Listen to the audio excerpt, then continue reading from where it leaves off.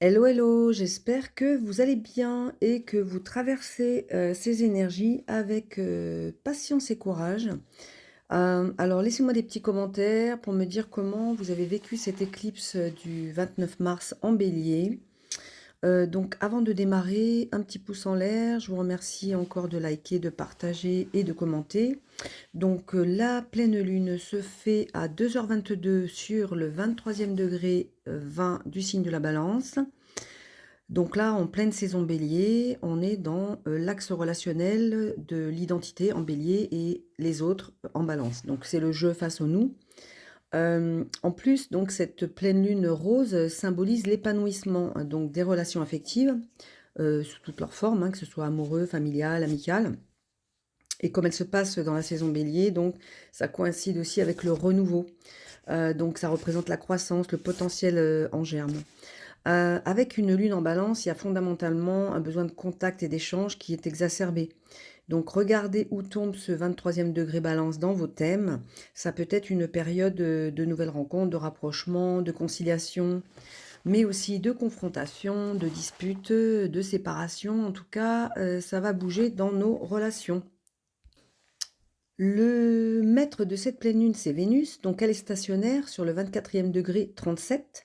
Parce que donc là, elle va repasser direct quelques heures après. Donc c'est vrai qu'elle insiste encore là sur ce degré 24. La Lune est quinconce à Vénus et à Saturne, donc il y a vraiment une nécessité de réalignement. Là, il faut qu'on tranche entre le rêve et la réalité, entre l'illusion et la lucidité, on va dire. Cette Lune, elle est également quinconce à Uranus, donc c'est vraiment un appel à réviser notre façon de réagir, de manifester nos émotions. On a tout qui s'active là, et en plus, la prochaine opposition Mars-Pluton qui va avoir lieu autour du 25 avril, je crois que c'est même le 25 avril. Donc là, on est dans un alignement karmique pour une guérison des schémas relationnels. Et ça va s'activer quand on aura aussi cette opposition Mars-Pluton. Ça va vraiment bouger aussi très fortement juste avant la nouvelle lune en taureau. Alors, on a les nœuds qui sont en carré à l'ascendant Sagittaire qui est au 29e degré. Donc là, ça représente un pivot. Le 29e degré, hein, je rappelle toujours, c'est un degré anarétique. Donc c'est un appel à lâcher tous les schémas rigides, tout ce qui est perfectionniste. Je rappelle que le nœud sud en Vierge, ça parle de contrôle, de perfection, de rationalité aussi, hein. Et le nœud nord en Poisson nous appelle à lâcher le mental, à avoir la foi dans l'univers, confiance à la vie. Et ce carré va nous obliger à nous positionner consciemment. Est-ce qu'on continue à répéter les anciens schémas de sécurité ou est-ce qu'on choisit le saut de la foi en fait, hein, Alors le saut de la foi, ça m'a fait penser au film d'Indiana Jones qui marche qui se lance dans le vide en fait, mais il y a un pont qui le retient. Bon bref, c'est pas spécialement approprié pour cette pleine lune, mais quand même, la foi, ça permet de faire confiance à l'invisible, de s'ouvrir à l'inconnu. Et le saut de la foi, pour moi, c'est un acte de dépassement de la raison qui permet d'accéder à une réalité plus profonde, en fait, hein. Là, on est dans un cadre de purge relationnelle et aussi d'ouverture à un nouveau paradigme du lien à l'autre. Voilà. Et là, on a plusieurs astéroïdes très actifs dans cette pleine lune. Alors, on a déjà le Soleil conjoint à Chiron, à Eris et à Bézabé en bélier. Donc là, qui éclaire les blessures d'identité, la discorde intérieure, les illusions d'un amour sacrificiel. On peut plus tricher avec soi-même en fait, hein. Les anciennes structures relationnelles basées sur le compromis, la fuite vont s'effondrer. Donc là, cette pleine lune, alors déjà le soleil, alors je vais vous lire je fais tout dans le désordre, je suis désolée, mais je vais vous lire les nuages de sens. Extrait des livres de Elie Astro, je vous mettrai le lien en description si vous souhaitez commander ces livres. Alors déjà, Bézabé, pour faire court quand même, je vais vous donner les mots-clés. Alors selon Muriel Kennel, infidélité, adultère, punition divine, repentir, châtiment. Donc c'est vrai que Bézabé, elle était mariée à Uri, un des soldats du roi David, et qui était parti donc en guerre. Et le roi David a eu une relation avec Bézabé qui est tombée enceinte. Et donc, afin d'éviter d'être jugés et lapidés tous les deux, le roi rappelle Uri de la guerre pour maquiller les origines de la descendance. Mais Uri refuse de quitter le combat, donc lui, le roi David, s'arrange à lancer une attaque hasardeuse dans le but de faire périr Uri au combat, et ce qui arriva. Vous voyez, donc c'est toute la stratégie mentale, etc. Bon, la punition divine s'est abattue sur eux puisque l'enfant est décédé. Mais le roi David a imploré Dieu et s'est repenti en fait. Donc là, il y a une question de repentir. Et donc, il a fini par consacrer Bézabé reine des Juifs. Et de cette union va naître le roi Salomon. Donc, je ne sais pas si ça va vous parler, mais en tout cas, moi, ça m'a parlé un petit peu de ce mensonge, de cette tromperie conjointe au soleil, à nous, en fait, hein, en bélier, face à la Lune, qui est justement, la Lune est conjointe à l'astéroïde Union.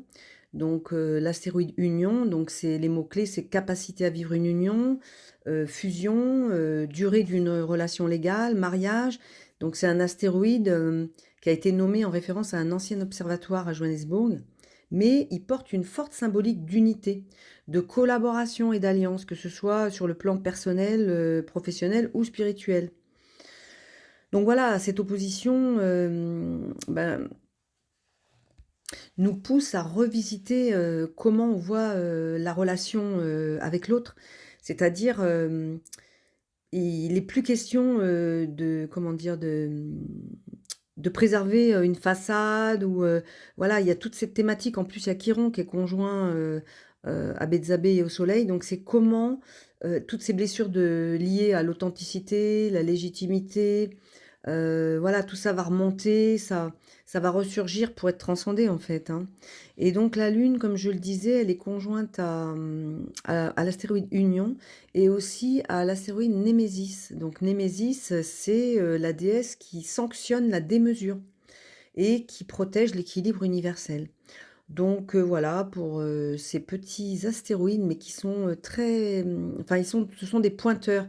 Et vraiment, je trouve que c'était approprié d'en parler pour cette pleine lune. Donc là, on est invité à revisiter la façon de relationner, mais avec une autre exigence, hein, qui est, alors surtout, il faut qu'on se pose des bonnes questions.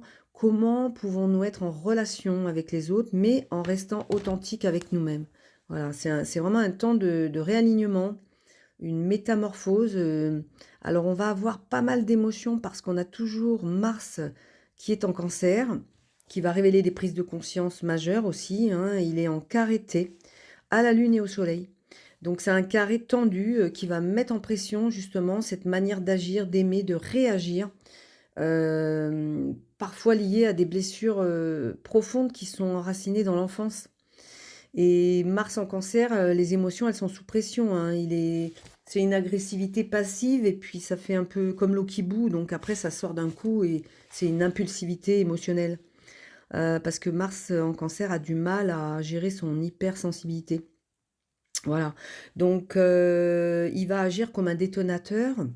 Alors en plus, on a la croix cardinale qui est interceptée, hein. Donc Bélier, Balance, Cancer, Capricorne sont interceptés dans cette carte de pleine lune. Donc là, ça veut dire quoi? Eh ben, ça veut dire qu'il y a quelques blessures anciennes qui sont liées à l'identité, à la communication, à l'axe parental. Et donc, intercepté, je rappelle qu'on n'a pas la maîtrise de ces énergies. Donc, ça viendra de l'extérieur. En fait, les événements vont nous pousser à évoluer, à sortir de ces schémas répétitifs, à libérer ce qui a été réprimé pour retrouver vraiment notre axe intérieur. Donc pour moi, c'est une pleine lune de guérison, de libération émotionnelle qui va nous inviter à un équilibre sincère à avoir entre nous et les autres. C'est vraiment une pleine lune qui va nous pousser à enlever les masques, à être authentique, à être dans la justesse, mais sans fuite ni excès.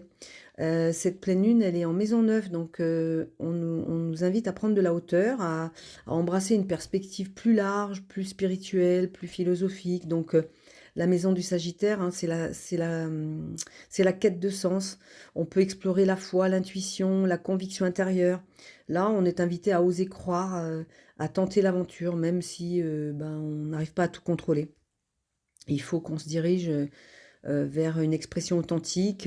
Là, on a un vrai portail d'amour conscient, des relations nouvelles, imprévues qui peuvent se émerger. Voilà, donc je vais pas faire trop court. Je vous souhaite une belle pleine lune, un excellent week-end. Je vous retrouve bientôt pour un prochain post. À très bientôt. Au revoir.